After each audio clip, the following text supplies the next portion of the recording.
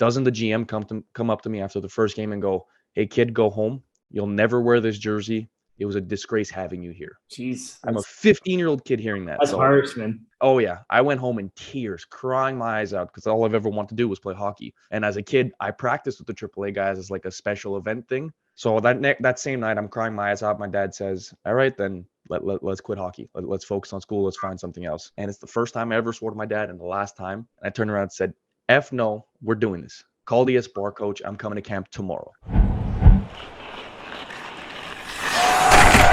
What's going on, guys? This is Brian from Advancement Hockey Advising here, and today we got a really special interview here with AHA's very own Stefano Cantali. Now, for those of you who don't know Stefano, he's one of the newest advisors here at AHA, and he's been absolutely crushing it. He's really great at what he does, and he has a lot of knowledge to share with you guys. He has a very different hockey path here. So he came from junior AAA and committed NCAA D1 on a scholarship at Mercyhurst University for 4 years, and then he had a short stint in pro afterwards as well. Now, Stefano, he's probably the only guy, as we talk about in this interview here, that made it from Quebec straight to NCAA D1 hockey. It very, very rarely happens, if ever, and he's one of the only guys that really did it. So it's really cool to hear his take on it, to hear, how he went from that path, what you guys can do to kind of get there, what are the best options to try and get an NCAA D1 scholarship. And from there, too, he dives into the goalie specifics as well. So all together here, Stefano has a wealth of knowledge, not only at making it at the NCAA D1 level, but how to navigate the hockey world as a goalie. So I hope you guys get a lot of value out of this interview. Before we dive in, as always, what would an AHA video be without me asking you to absolutely destroy that like button? And if you're new here and if you like this kind of content, consider hitting that subscribe button and notification bell so you never miss another video moving forward. All right, guys, that's it. Let's dive right into the interview here.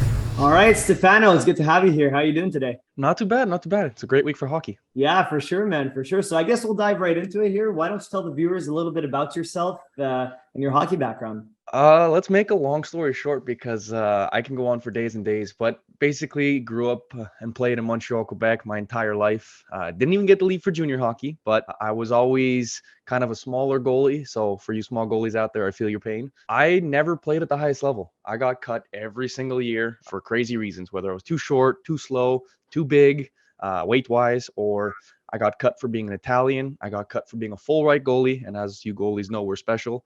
So yeah, every year until about midget, I got cut. I never played the double A's or the triple A's. My story kind of starts when I was second year Bantam. I'll never forget this. I got cut in training camp, and I know I should have made that team because I had the best camp of my life. I even outplayed a goalie who's now signed with the Bruins, Callum Booth, and I was so proud of myself. Come to the final cuts, I get sent down, and all they tell me was, "Well, we have no reason to put you on the bench, and we want somebody who can sit down every game and won't complain." So I go down to double B. Out of the 20 starts I had, I let in 9 goals. So come end of the season, the coach from AA calls me up and says, "I'm sorry for what I did to you in tryouts. I made a mistake. I should have taken you. I'm going to fix that mistake, I promise." So I'm a 14-year-old kid. What does that mean to me? Absolutely nothing. We get the national championship, in Quebec, it's provincial championship. He's sitting there with the midget Espoir coach, which in Quebec, it goes AAA, Espoir, and then all the AA's and OBs. And the Espoir is basically the best 15-year-olds that didn't make the AAA level. So he's sitting there with him. I had a great tournament. I remember getting off the ice, and the coach comes up to me and says, "I'll see you at tryouts." And to me, that was a big thing because I wasn't allowed to go to tryouts. Because I had got cut from the AA, I wasn't invited to any of the major midget tryouts. So 15 years old, I go to midget AAA tryouts because you have to go there first. Pre-camp, the way it works is you got 3 days, 3 games, guaranteed, and after that, they make their cuts. There's like 400 players. It's a money grab, $1,000 a kid, whatever it is. I get there, I play my first exhibition game, and I didn't do well. I'm not going to hide it. I'm coming from double B playing versus midget AAA guys. I did not do well. Doesn't the GM come up to me after the first game and go, "Hey kid, go home. You'll never wear this jersey. It was a disgrace having you here." Jeez, I'm a 15-year-old kid hearing that. that's harsh, man.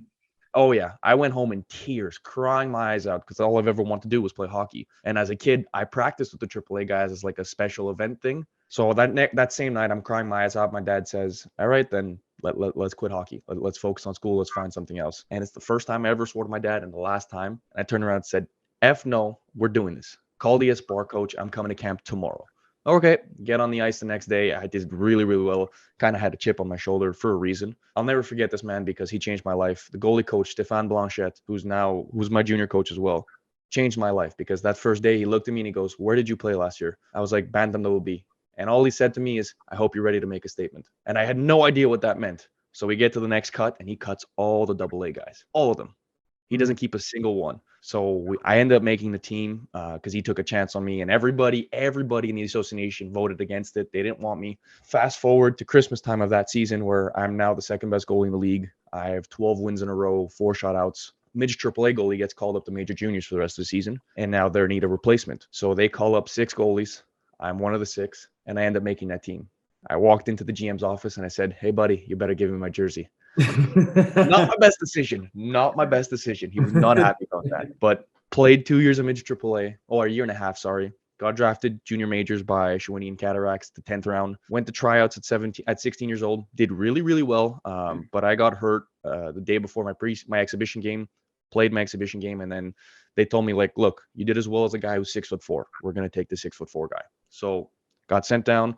Played junior AAA, where I was lucky enough to play with the same coach, Stéphane Blanchette, who mentored me for the next 3 years. I got really lucky. I played in the best team. Longueuil, Collège Français, we went 3 for 3. And then come my 19-year-old season is really where, again, my hockey life really changed, because at 19 years old, graduating CEGEP. For you guys, it's like grade 12, just ridiculously longer. My parents were like, look, you're going to university, you're not playing hockey anymore. Or you're going to trade school, you can't play hockey anymore because of classes. So I was like, okay, this is going to be my last year. I'm not going to finish my junior career. It's kind of over. And then at Christmas time in junior A's, there's something called the Canada Cup, where each team makes an all-star team, and they go to each league, makes an all-star team. They go to a tournament, play each other, and it's kind of a showcase. I get selected for that because I'm having a really good year. We go to the Canada Cup, and I kill it.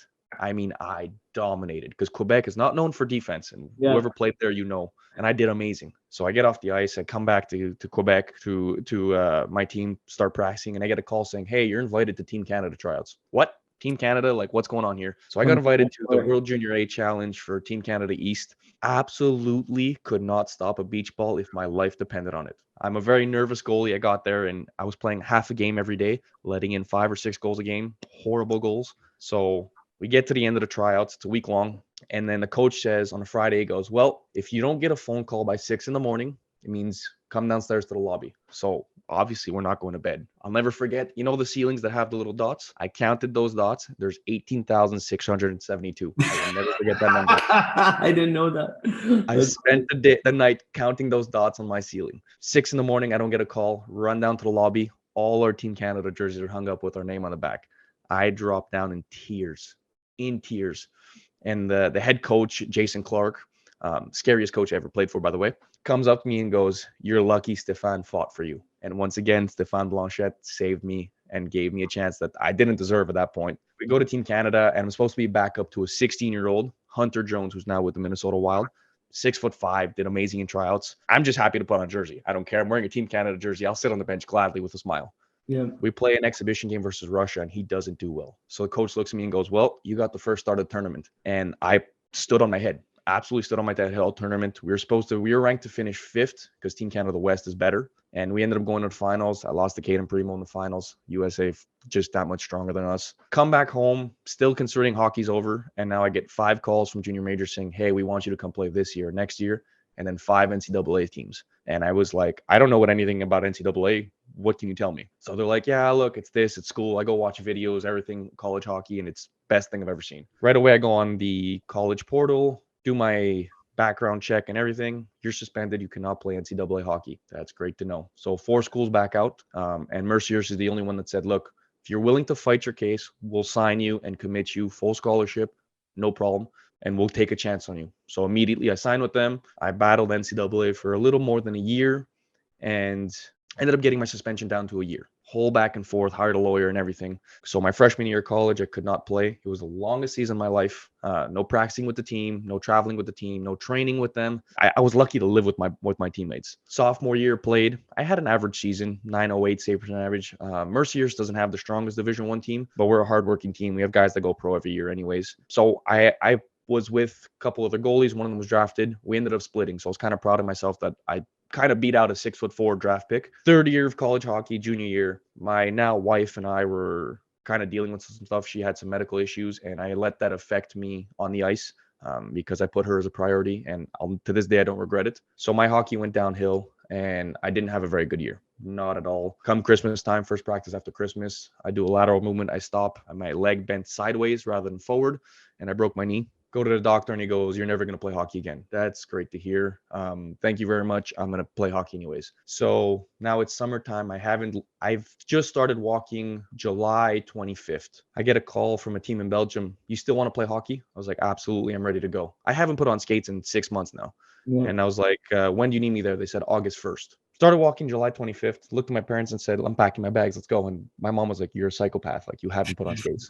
July 30th, I went to a free skate at one of my local rinks. No equipment, just skates on, skating in circles. Can barely push. And I said, "I'm getting on the plane tomorrow. Let's do this." Get on the plane to Belgium, played 4 exhibition games. COVID ended the season, and I did really well, actually. Came back to Canada, started working, and then they said, "You coming back for next season?" Absolutely. Went back on the plane this past season. First practice off the plane. I haven't gone to bed yet. I get hit by my captain. The same knee that was broken, I broke my kneecap. So I go see a doctor and he goes, "I don't understand how you're walking right now." He goes, "Your screws are holding your kneecap into place." So as we speak right now, I still have a broken kneecap. The only reason I'm walking is my 6 screws are holding my kneecap into place. The only fix to that is to get a metal kneecap and walk with a cane the rest of my life. 25 years old, I'm going to play beer league until I can't walk anymore. So that's not happening. I'll live with the pain. God, But that's basically the hockey story in a nutshell.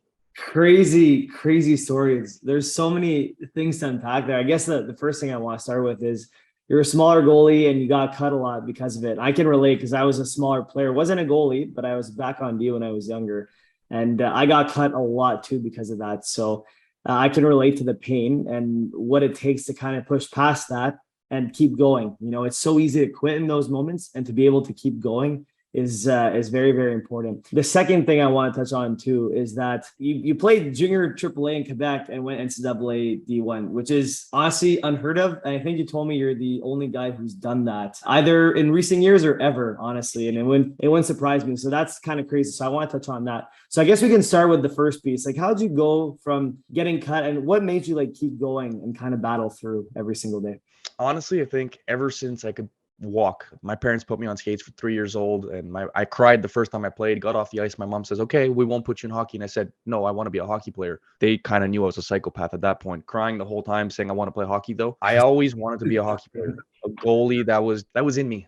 If you look at back in the day pictures, my mama's pictures of me walking in a grocery store wearing street hockey goalie equipment. I did not leave the house without wearing it. I had the helmet, the pads, and she's taking me into IGA. Like, it doesn't make sense. For a long time, everyone kept telling me it's not possible. It's not possible. It kind of flared something in me like, okay, I like proving you wrong. They kept saying you're not going to make double B. Well, I made the team and I'm the best goalie in the league. So what's next? What can you tell me I can't do? And my dad kind of realized that. And at 14, he understood that for me, the reverse psychology was kind of the flame I needed. Mm-hmm. So every time I got cut, he turned around and said, "You ready to quit hockey now?" And it wasn't that he didn't believe in me or he didn't want me to play, but he knew that was going to make me turn around, work 10 times harder, and he wasn't going to have to say anything. Mm-hmm. To this day, I think one of the things he loves about me, or that he's proud of the most, is that he's never had to push me to chase anything. I was always the one saying, "Hey, Dad, I have hockey at 4 o'clock. Can you pick me up from school with my bag?" And he goes, "You're in class. How did you find a practice? Just pick me up, please." And it's worked my entire life. To this day, 25 years old, working a full-time job, I still watch hockey 24/7. I'm still thinking about my beer league games. I'm still thinking about how I can help goalies more. I just love everything about it. Yeah, for sure. I think the biggest piece is that your dad didn't have to push you. You know, I see often parents pushing kids, and kids don't really want it all that bad. That for me is often writing on the wall that the kid's not going to keep pushing, because hockey's a hard sport, man. It's very cutthroat. It's very ruthless. The higher up levels you get, the harder and harder it gets. So if you don't really have it in you to keep going, those players typically don't pan out. So that's a good reason as to why you kept pushing through. And when you got cut, you know, you face some adversity, but you really love hockey and you just kept going through it. So I guess to answer the question, I think if you really love something, you have a deep passion for it, and it's basically all you think about, that kind of fuels you to kind of push through the adversity. The second thing I want to touch on that I mentioned is going from junior AAA to NCAA D1. Like, how you kind of touched on it a little bit, but how'd that it kind of came about randomly? Like, would you recommend that to future clients in the future? As much as I love the team I played for and we had a great environment, Junior AAA in Quebec is known as the Graveyard League for a reason. NCAA scouts will not come to Quebec. There's 2 reasons. First, they don't think that a lot of kids are bilingual. And second, they know we're brainwashed to go junior majors. Yeah. Just the proof. I'm an English-speaking Canadian. I have no idea about college hockey until I was 19 years old. Yep. No idea. we're brainwashed, and that's an issue here. Going back on what I said, when I committed, my coach did the research, and he's one of the originals in the league. He's so old, he coached Bradar in juniors. That's how old Pierre is. Pierre, I'm sorry, you're a great coach. He looked back and everything, and I'm the first one ever to go straight to D1 from Quebec. The guys who've done it before went from Quebec to the CCHL or to the AJ and signed that way. Yeah. Just because we're brainwashed here. We know nothing about college hockey. Yeah, I know all the coaches I talk to is like, he plays in that league. Is his eligibility good? Can he speak English? They ask all these things, and then there's another player that comes up that's in the CCHL or something like that that's just as good. They're like, we'll just take this guy because it's simpler, Yeah. So it's that's a reason. So for all you guys in Quebec out there, if you're interested in NCAA hockey, one, be careful about not burning your eligibility with Major Junior. There's what we call the 48-hour rule, and I want you to dive deeper into that. But two, also just get out of Quebec when it comes to the junior level. If you have after you play, let's say you play midget AAA or even midget Espoir, if you're interested, you can look at prep schools either, in the US, in Ontario, and there's a few in Quebec now that have popped up that are pretty decent.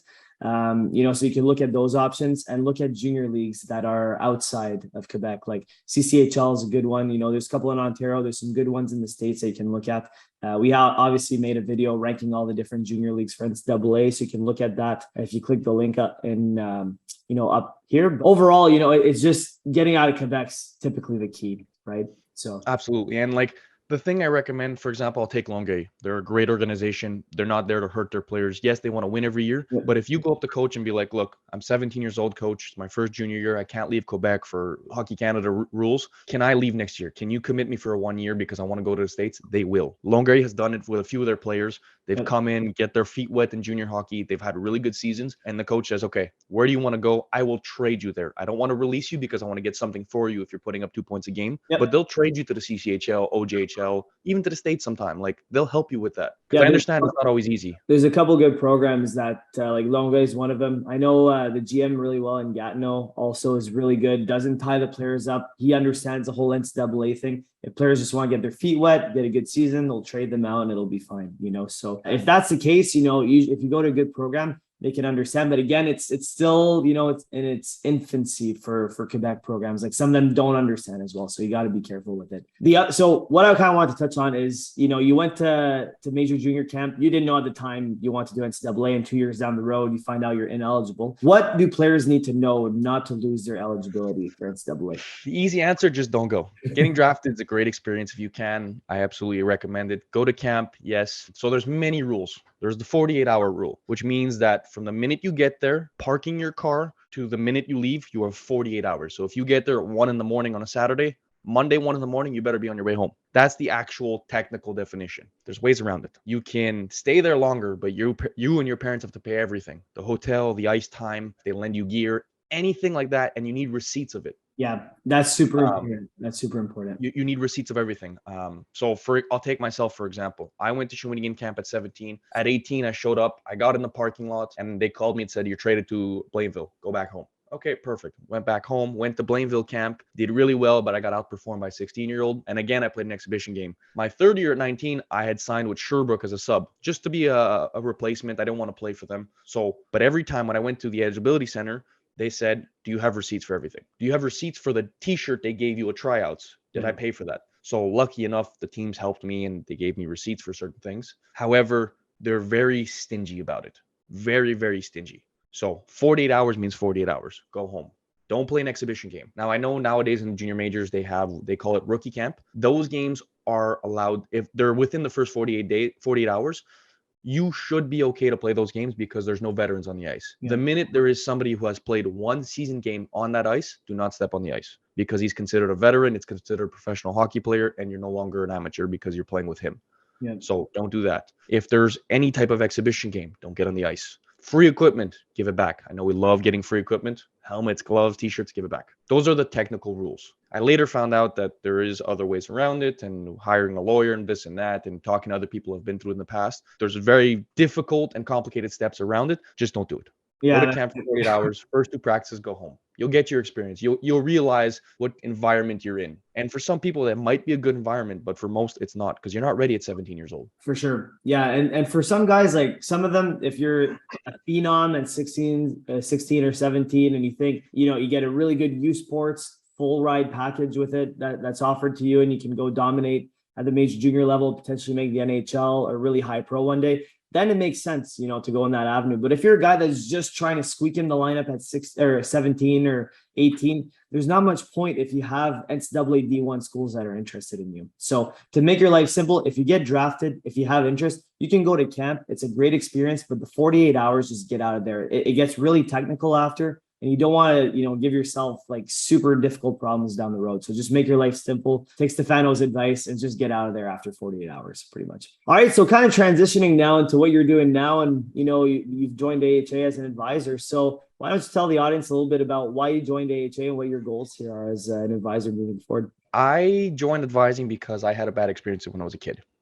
I had a few guys approach me, and I did sign with one of them. And I think after 2 months, I realized he scammed me. He took my money. I couldn't even call him or text him. He blocked my number. Like, it was an instant scam. And this happened to me too, by the way. Like, this is a common thing. And this is what we're trying to do with the channel is promote this, that this does happen a lot. And that there are a lot of answers out there. And a lot of people, like, we get taken for granted because we think, okay, he's a hockey person. He'll help us.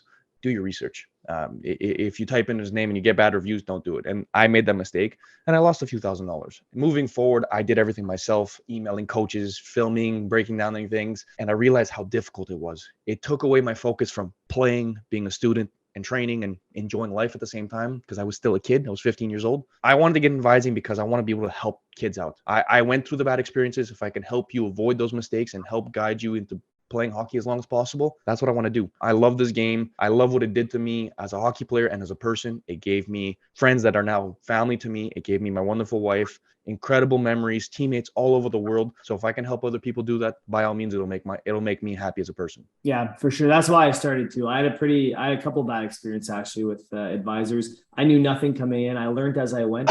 Like you said too, it takes so much time to email coaches and to call coaches and to figure it all out. You need somebody almost, unless you got like a parent that's really knowledgeable that has a lot of contacts, or a coach that's willing to do it for you. Sometimes you can get lucky, but most cases you don't. If you don't have that, then having somebody else do it for you is just so much better. Like, they have the contacts, they have the knowledge and all that stuff. It makes a lot of sense. As a player, I remember like I was overwhelmed trying to learn all this and focus on playing my best on the ice. It was a lot. That's where, it just helps out a lot to have an expert kind of come in and do it for you. As an advisor, what are the top things that you look for? Let's keep it specific to goalies. Like, what were maybe the top 3 things you look for in goalies as clients and as guys that are going to succeed in hockey? Look, we're helping kids get to the States most of the time. I'm looking for somebody who understands that his school is as important as his hockey. Coming from someone who didn't like school, I had good grades. And when I got approached by NCAA, I really understood how important school was, because the coaches went as far as calling my high school teachers to get a reference on me. So I want to speak with the player and the parents and kind of understand,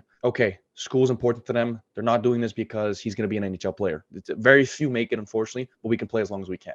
Yep. In terms of the athletic background, look, you're getting to a level that everybody can stop a puck. If you're playing at the prep level, the AAA or juniors, everybody can stop a puck. Everybody's fast. Everybody knows how to move.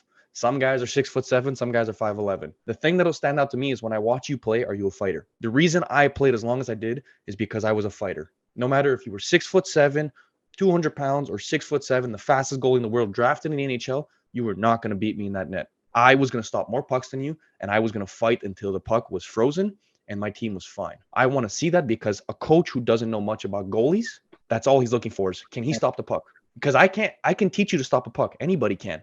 But I can't teach you to fight. I can't teach you to want to win. I can't teach you to want to get better. Can't teach you to do those extra reps. That's up to you. And I want to know that when I'm sitting down with you. Yeah, it's a big mindset piece. And it's the same with players too. That's the number one thing I look for. Obviously, they have to have the skill. They have to be good, right? But I look for guys that go a little bit harder, that win those puck battles in the corner, that aren't afraid to go in the corner and battle it out, that do the extra reps. The guys that just compete. I think compete or being a fighter, that those are the right words we're kind of looking for when describing this. That's what I look for in players the most, and for you as a goalie too. So I think it's a take-home message how important compete is, and to foster that into your game, because people do notice when you put in the extra mile and the extra rep and everything. Oh, absolutely. For myself, the only reason I played Division I over a bunch of other guys, especially coming out of Quebec, where goalies' numbers aren't the best, is because every time I got on the ice, the coaches saw that for you to get past me, you better be lucky and you better be working like a dog. Kind of finishing off this interview here, what's like one last piece of advice that you'd like to give, not only to goalies out there, but to young players out there that are coming up the ranks? If you really, really love this game, and I mean, you breathe it just like Braden and I do, you want to be a hockey player, don't quit. No matter what people are telling you, no matter what your friends are doing, what family members are telling you, please keep playing as long as possible. Go to prep school, go to AAA, work your bag off to play junior hockey, work your bag off to get to college, go play a couple years overseas, because once you hang them up, there's no going back. And as much fun as beer league is, it'll never be the same. Look, I'm 25. I would have played till I was 30 if I didn't get hurt. And there's not a single day that I don't wish I was in my goalie shoes, playing every single day, working, getting better. I don't care about the nights I missed. I don't care about those past experiences because they're not worth as much as the time I had on the ice. Yeah. So if you love this game and you want to play for a long time, do everything possible. Forget about those late nights with the boys because the time on the ice is much more worth it. Yeah, absolutely. What a great way to end off. God, I feel like we could make a motivational speech out of that. That was awesome. I think I would love to have you back for round 2, Stefano. There's so much that we didn't touch on today that especially with the mindset piece and all that kind of stuff and goalie specifics and everything, we can make a whole separate video on it. So I'd love to have you back for round 2 if you're down. Oh, absolutely. Awesome. So hopefully, we catch each other again soon. And until then, we'll see you in a bit. Thank you very much for having me. Hopefully this helps somebody out. All right. Thanks so much. All right, guys, that is it for the interview here. Hopefully you guys got a lot of value out of it. Hopefully you goalies out there appreciate this content that's goalie specific. I know the goalies are always kind of asking me to put more goalie content out here. So hopefully you guys enjoy this. We really did this one for you guys. If you did like this video and if you haven't already, absolutely destroy that like button. It goes a huge way for the YouTube algorithm for more people to see these kind of videos here. As a reward for destroying that like button and for watching the entire video thus far, here's a picture of a baby panda. Aww. Super cute, right? Also too, if you're new here, if you like this kind of content, consider hitting that subscribe button and notification bell so you never miss another video moving forward. If you have any questions, anything you want to talk to us about whatsoever, feel free to drop a comment down below or send us an email at info@ahadvising.com and we'll get back to you as soon as we can. All right, guys, that's it for the interview. Thanks so much for watching. We'll catch you on that next one.